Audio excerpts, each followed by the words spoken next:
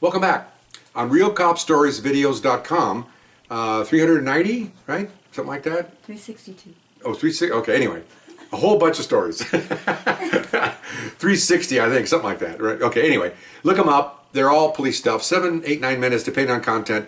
Everything you can think of. All behind the scenes, too. A lot of stuff you won't see on television. A lot of stuff that the interdepartment workings. We got a pipe bomb somebody brought in, put it on the watch commander's desk. That was pretty nice. Watch the whole station evacuate. Anyway, evacuate both ways. Both people leaving and also the watch commander evacuating. Yeah, the other way. I got a double thing there. Anyway, so look them up. Attached to that, I have over 180 cop stories or cop questions. Ask me a question. I'll tell you the answers if I can. And to ask me a question, email me at rsbcopstories@gmail.com and I'll answer you directly and then we'll do it on video like we're doing now. I'm adding a story here because again, I told the other video, I'll sit at home now. I've had so many of these, and I didn't write a journal, which I probably should have done. But I'll watch something, all of a sudden, oh my gosh, there's a story. And I run out of the room and I write it down on a piece of paper, and then I have a table here with all my stuff on it, and then I do that. This is one of those. It just came out because I saw something and went, oh man, and ironically, none of these stories that I remembered the last month or two, I probably have about 10. None of them came from watching cops or real PD. It just came driving around doing errands and stuff, and he said, like, oh my gosh, and I pull over and write it down. It's really weird. It's really weird. Anyway, here's one of them. Kind of funny, kind of macho thing kind of going here. Now, on everybody's part. Macho on the officers, myself and my partner, and macho on the suspect. Okay, 2.5 years on, I keep saying this, I'm a tall Latin, 6'4", flat stomach, full head of hair, right out of the academy. Well, 2 years out of the academy, kept in shape. I could run pretty good, even with the combat boots on. Both of us could. My partner had about 6 months on me. Both Latin officers working in a Latin area. Pretty physically fit, pretty young, ready to go. Alphas all the way. So we're driving around, working night watch. So we come on about 3:30, 4 o'clock, got about 2 hours of daylight. So we're driving around. Well, right out of the gate, we get a call. We're close to it, which is strange. Most times you get a call, you're not that close.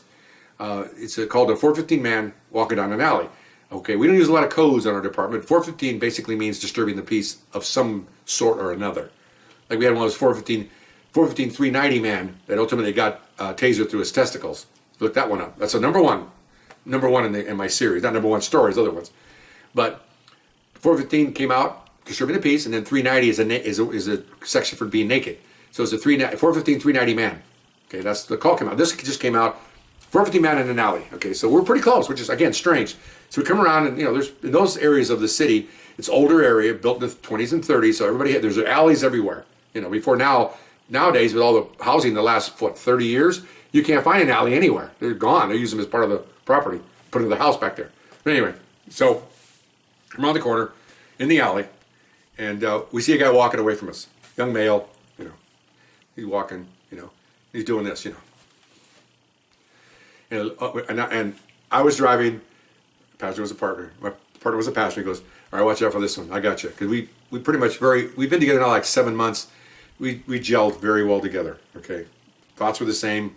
We responded the same.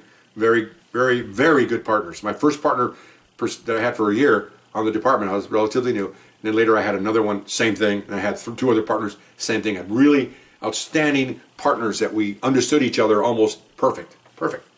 He goes, watch this one. I got it. We pull up, and I pull all the way up as far as I can go until he realizes we're there.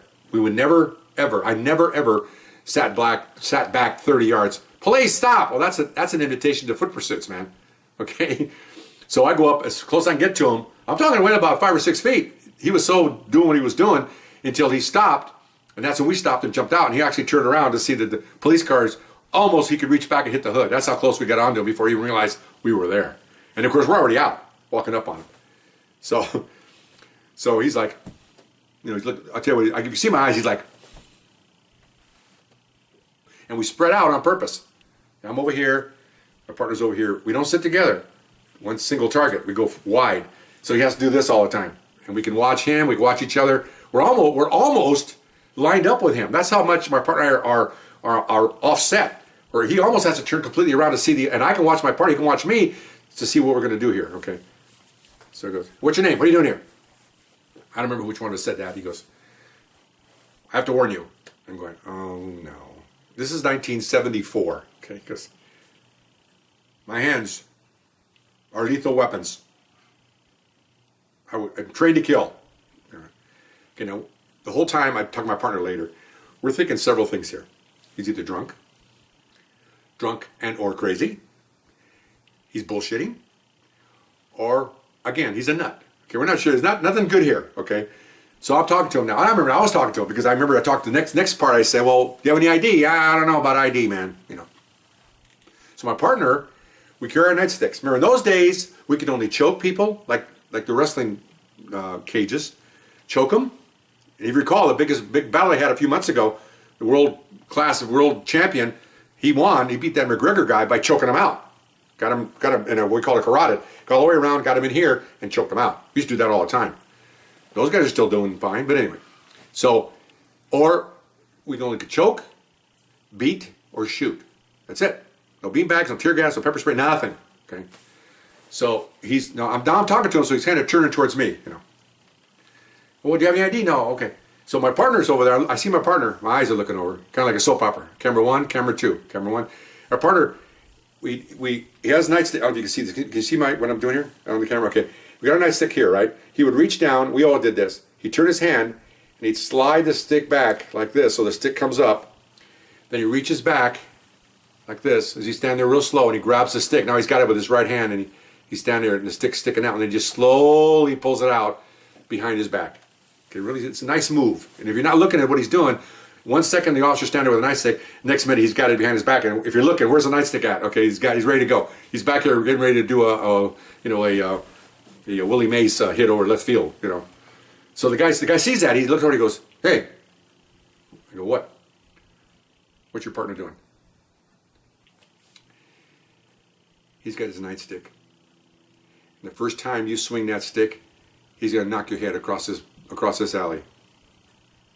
All of a sudden he's like this. He went, "What?" He looked at my partner, and then I was already standing like this. And if you come at me, I'm just going to shoot you. He went like this. Okay. Okay, I was just kidding. He drops his hands. Well. We don't believe that for 1 second, okay? Because, there's a lot of bad things can happen here. Still, okay? Sure, in law enforcement, I don't know about nowadays, in my day, 70s and 80s, even the 90s, we don't believe anybody, okay? Even victims. We don't. They talk sometimes BS too to get officers' attention. He had a gun, never had a gun. That kind of stuff, okay? Suspects, forget about it. We don't trust them until they're cuffed, into jail, we're done. That's when I stop worrying about what they're going to do. When I already got them in their jail, my handcuffs are handed to me, and I walk out the door. That way, none of my concern anymore. Up until then, they could do anything. Kick, spit, especially with the spinning, with the AIDS and all these diseases, all that stuff, okay? So we didn't let our guard down 1 minute. My partner goes, okay, turn around, get on your knees, put your hands behind your head. And now there's no question now. My partner just drops the stick, kind of like Gladiator. He just drops it. There's no secret anymore that my partner has his baton in his hand.